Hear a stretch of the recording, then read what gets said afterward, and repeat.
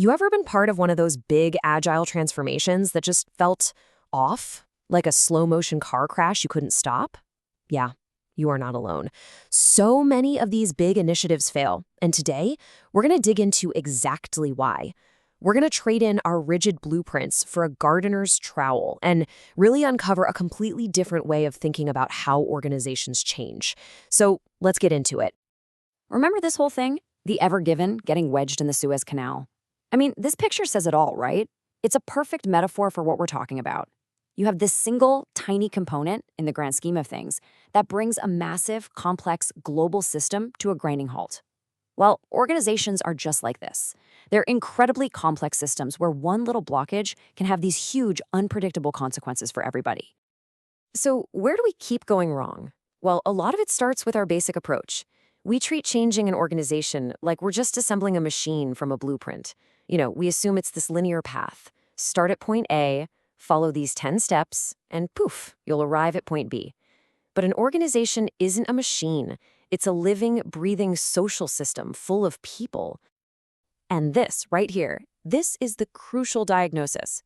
The problem usually isn't with Agile itself. The tools, the methods, the frameworks, they can be great. The failure happens when these new, collaborative ways of working just crash head-on into an existing culture of top-down command and control.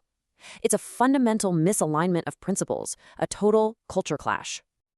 And that really gets to the central idea for today. Trying to follow a rigid blueprint for a transformation is just like trying to plant these beautiful, exotic flowers in toxic soil. It just doesn't matter how perfect your plan is if the underlying environment, the culture, the mindset, the soil, can't support any new life. So the most important thing is you have to start with the soil. So this soil we're talking about, it actually has a technical name. It's called Socio-Technical Congruence. I know, it sounds a little academic, but the idea behind it is actually really simple and incredibly powerful. It's all about making sure that your social systems, so how your people talk and organize, are in perfect harmony with your technical systems, the actual work they're trying to get done. And the foundation for this whole problem was identified way, way back in the 1960s with something called Conway's Law. You've probably heard the short version: an organization will ship its org chart. Right? So if your teams are in silos and they don't talk to each other, you're going to build siloed, clunky software. It's almost inevitable. Your social structure dictates your technical outcome, whether you plan for it or not. So the solution then is to achieve this socio-technical congruence. And what that really means is, instead of letting your org chart accidentally design your products for you, you intentionally design your teams and your communication paths to match the architecture you actually want to build. You align the social and the technical on purpose.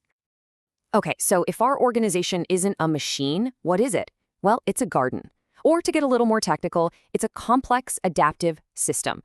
Think about it. A garden is a living ecosystem. You can't command a tomato to grow, right? And you can't predict exactly how it's all going to turn out. All you can do is create the right conditions, nurture its growth, and see what happens. And this is exactly what makes organizations a CAS. They are full of independent people, agents, interacting in ways that create these unpredictable, emergent outcomes. You just can't map out a 5-year plan for a garden or for a complex organization and expect it to go exactly as you wrote it down. The system adapts and changes all on its own. So how do you manage a garden then? Well, not with a rigid blueprint, but with a cycle like this. First, you probe the system. You run small, safe experiments. Then you sense what happens. You observe how the system responds, what's growing, what's withering. And finally, you respond. You do more of what works, and you do less of what doesn't. It could be as simple as one team's new check-in format, or a different way of getting user feedback. It's a continuous cycle of learning and adapting. Now, to manage this complex garden of yours, you need 2 distinct but equally important tools in your toolkit.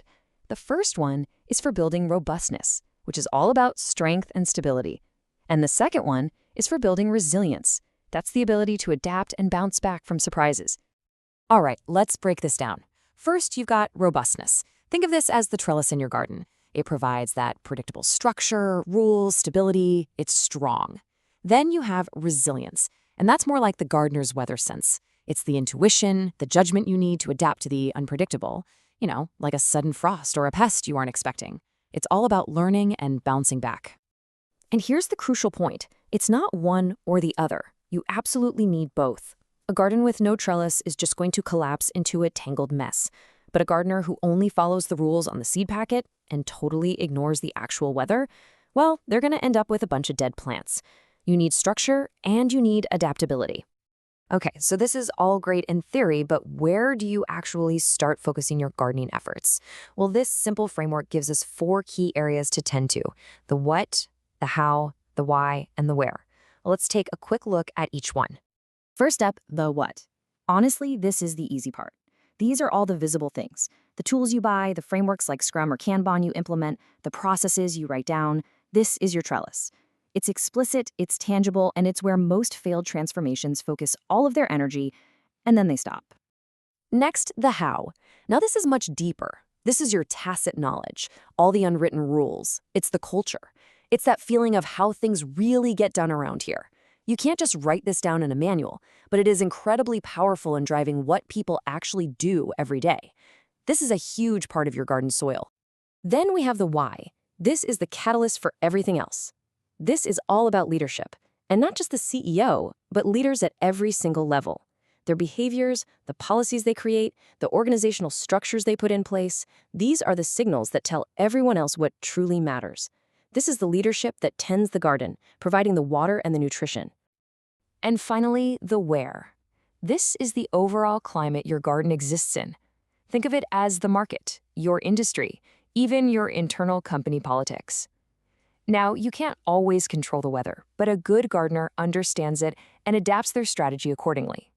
So as we start to bring this all together, what becomes really clear is that success isn't about finding some better, more perfect blueprint. It's about a fundamental shift in mindset. It's about moving from a mechanistic worldview to, well, an ecological one. And this really is the core of it all. We need to stop seeing change as this linear project with a start and an end date, and start seeing it as a continuous evolutionary journey. We have to stop demanding conformance to a rigid framework and start cultivating an adaptive ecosystem. We need to stop optimizing little parts in isolation and start nurturing the whole system. And maybe most importantly, we have to stop seeking certainty where there is none and start embracing the beautiful, messy, and powerful process of emergence.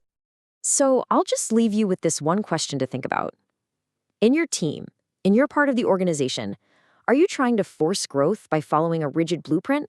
Or are you getting your hands dirty, tending the soil, and patiently cultivating a thriving, adaptive garden? The answer could make all the difference.